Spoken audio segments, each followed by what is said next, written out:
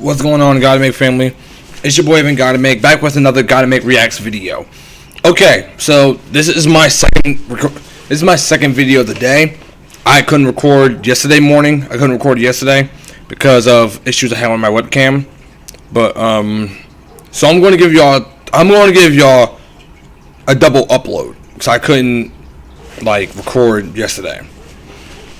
Today we got the top 15 defenders in NBA history. Now, y'all remember when Draymond Green said he's the best defender of all time? First of all, I love Draymond Green. And don't call him delusional because at the end of the day, you're supposed to think like that. But we're going to see who really is the best defender of all time. Let's see.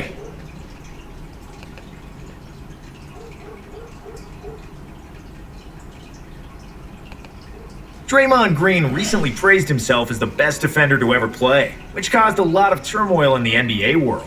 We decided to chime in and offer our take on Draymond's place among the all-time defensive greats. And answer is he's even the best in today's game. Great defender. Here are the 15 best so don't sleep on him, bro. NBA history, in no particular order. Okay. Gary Payton. Definitely. Other than MJ, definitely. Gary Payton is the only guard the fucking glove, bro. Of the Year award, and the last guard to do it. Gary got nicknamed the Glove because of how close he stuck to his man. He was a defensive dynamite, and he routinely made opponents' lives miserable every time he decided. I would hate to go against him, bro. Somebody. Payton made every defensive first team from 1994 to 2002, and he's tied with MJ, Garnett, and Kobe for most first team all-defense selections. Probably the best defensive guard of all time. Scottie Pippen. Scottie! You never just saw me.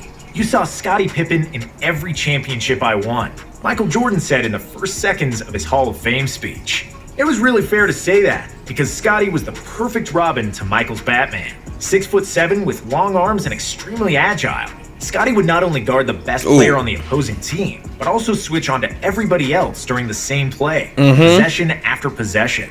From ball pressure, disrupting passes, taking charge. This man was clamps, bro. You name it. On a high level. Scottie was the best perimeter player in the game during the 90s. He racked up 10 all-defensive selections, and he's top 7 all-time in steals. Are you serious? Ben Wallace.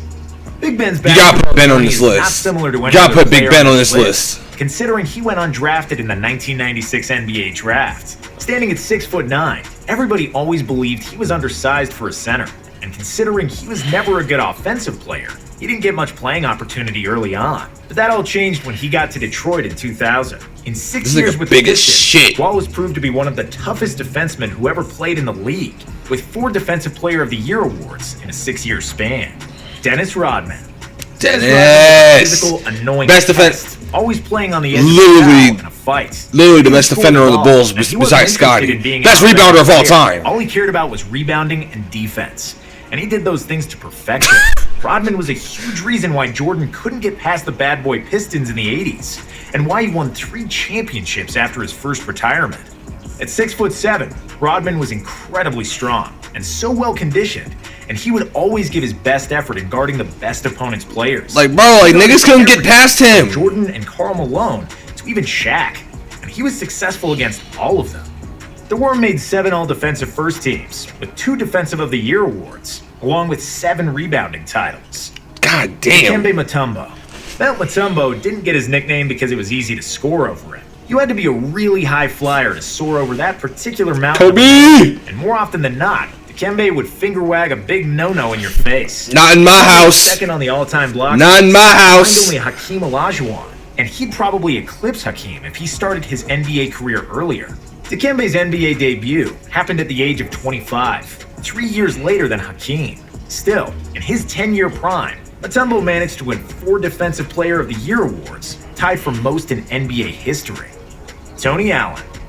On the basketball court, Tony Allen was a dog, a junkyard dog who had attitude and who wouldn't let go ever.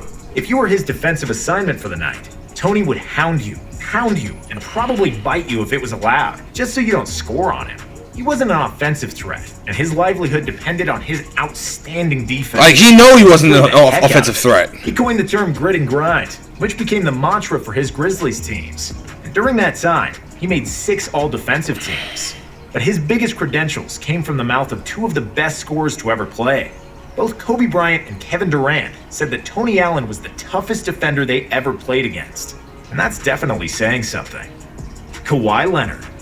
There are not very few people that will rattle LeBron James when they're subbing in the game, but Kawhi was one of them. Kawhi Best two-way player in the NBA. 2013 and 2014 NBA Finals, where he emerged Best two-way player in the NBA, in my opinion. and earned the nickname. And he's still the best defender in the league right now. Finals MVP trophy. With extraordinarily long arms and one of the biggest hands in NBA history, Kawhi often made other NBA players look like little children, as he would simply snatch the ball from their hands like it's nothing. Leonard made 6 all-defensive teams, with 2 defensive